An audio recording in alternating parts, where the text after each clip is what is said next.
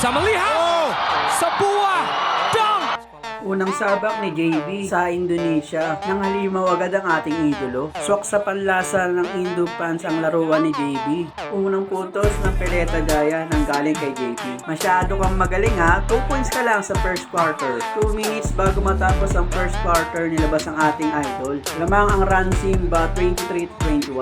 6 minutes ng second quarter nang ipinasok ang ating pambato. Nakroks ang kanyang teammate kaya ang ating pambato sariling sikap. Easy putback by Justin. Mula sa sablay niyang kampe. Ayaw niya mamasa. Follow up ulit. Hoy, narinig ako ah. Nahiya yata. Mamamasa kasi kayo, di naman kayo mapapahiya eh. 8 points ang sariling sikap ni Justin Brownlee sa second quarter.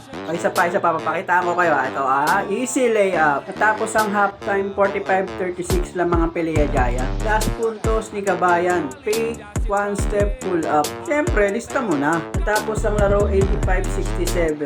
Nanalo ang Peleta Jaya kontra Ransin Babogor. Kahit solo flight si JB, best player pa rin ang ating idolo. Kumamada pa rin si The Bro ng 14 points, 11 rebound, 3 assists, 2 steal.